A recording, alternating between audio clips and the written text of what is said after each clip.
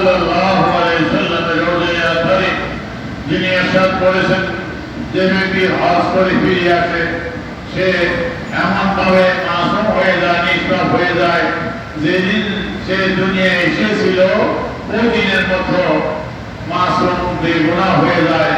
সে রাসূল মকবুল সাল্লাল্লাহু আলাইহি সাল্লামের রওজায়ে শরীফ লক্ষ কোটি দরুদ ও সালাম।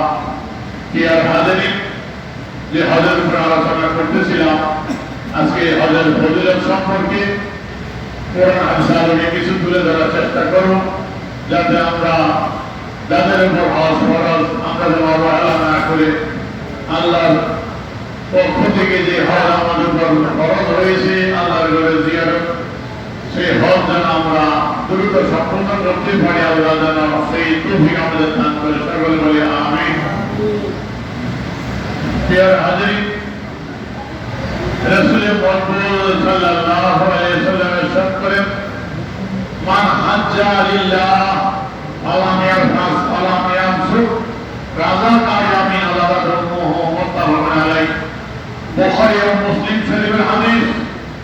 হযরত আবু হুরায়রা রাদিয়াল্লাহু তাআলা আনহু থেকে বর্ণিত, তিনি বলেন রাসূল মকবুল সাল্লাল্লাহু আলাইহি সাল্লাম ইরশাদ করেন, যে ব্যক্তি আল্লাহর জন্য হজ সম্পন্ন করলো, ফালাম ইয়ারফাস ফালাম ইয়ামসুক, হজের মধ্যে যে কোনো অশ্লীল কাজ করেনি, কোন হিসকে হুজুর পাপের কাছে জড়ানি, কোন পাপের কাজ, কোন অশ্লীলতা, হজে নিষিদ্ধ কোন কাজে সে লিপ্ত হয়নি, সঠিক পাপের সুন্দরভাবে হজ সম্পূর্ণ করে রাজা হজ সম্পন্ন করে ফিরে আসলো। কোন অবস্থায়? কায়ামিন ওয়ালাদাতুহু, ওই দিনের মতো মাসুম হয়ে গেল যেদিন তার মা দুনিয়ায় তাকে প্রসব করেছিল, যেদিন সে মায়ের গর্ভ থেকে দুনিয়ায় আগমন করেছে, ওই দিন যেমন মাসুম ছিল, বেগুনাহ ছিল, কোনো গুনাহ ছিল না। সে হজ সম্পূর্ণ করলো সঠিকভাবে, কোনো গুনার কাজ করেনি, অশ্লীলতা ব্যয়াপনা লিপ্ত হয়নি। তার হজ করার দ্বারা আল্লাহ পাক তার জীবনের গুনাহগুলো ওই দিনের মতো মাসুম তাকে করে দেয়, জীবনের গুনাহগুলো মাফ করে তাকে পবিত্র করে দেয়। বলেন সুবহানাল্লাহ। তার হজের দ্বারা জীবনের সমস্ত গুনাহ মাফ হয়ে যায়। ভূমিষ্ঠ সন্তান যেমন মাসুম নিষ্পাপ থাকে, হজের দ্বারা এমন মাসুম নিষ্পাপ হয়ে হাদিসা বাড়িতে ফিরে আসে। বলেন না সুবহানাল্লাহ।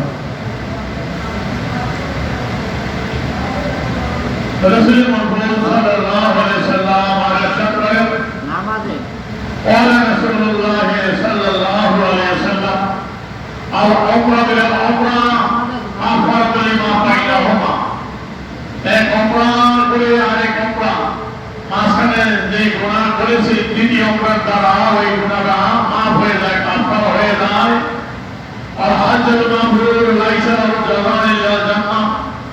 আর হজ্জুল মাবরুর, হজের মাবরুর যেটি, হজের মকবুল কবুল হজ যেটি, এই কবুল হজের বিনিময় কি?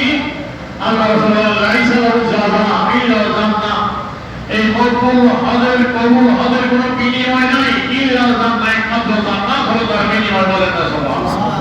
তাহলে যার হজ কবুল হয়েছে, হজের মাবরুর হয়েছে, হজের মকবুল হয়েছে, তার জন্য কি রয়েছে? জান্নাত অবধারিত। বলেন না সুবহানাল্লাহ। আরেক হাদিসে আল্লাহ রাসূল বলতেছেন, عن ابن مسعود رضي الله عنه قال قال رسول الله صلى الله عليه وسلم تعامل بين الحج والعمرة فإنما ينفيان الفقر والذنوب كما ينفي الكيل والخبث الحديد يجزعها في الدم ليس لحجة المبرور صلاة إلا جنة ليس لحجة المبرور حجة المبرور বিনিময় নাই ليس لحجة المبرور صلاة হজের মাবরুরের বিনিময় নাই, ইল্লা জান্নাহ, একমাত্র তার বিনিময় কি? জান্নাত। বলেন না সুবহানাল্লাহ। তাহলে হজের মাবরুর যদি কবুল হজ, তার বিনিময় তার জন্য জান্নাত অবধারিত। বলেন না সুবহানাল্লাহ। আর হাদিসের প্রথম অংশ আল্লাহ রাসূল বলতেছেন, তামিয়ু বাইনাল হজ ওয়াল উমরা, তোমরা হজের সাথে উমরা আদায় করো। হজের সাথে কি সফরে তোমরা হজের সাথে উমরা করিও। কেন? হজ এবং উমরা উভয়টি দারিদ্রতা এবং গুনাহকে এমনভাবে দূর করে দেয় كما ينفي الكيل خبث الحديد يزال الفضة যেমন কামারের আভক লোহা স্বর্ণ রূপা এগুলো সব ময়লা দূর করে দেয়। তবু হজের সাথে আমরা আদায় করলে এই হজ আমরা একত্রে আদায় করলে তারা তোমাদের গুনাহগুলো দূর হয়ে যায়, দারিদ্রতাও দূর হয়ে যায়। বলেন না সুবহানাল্লাহ।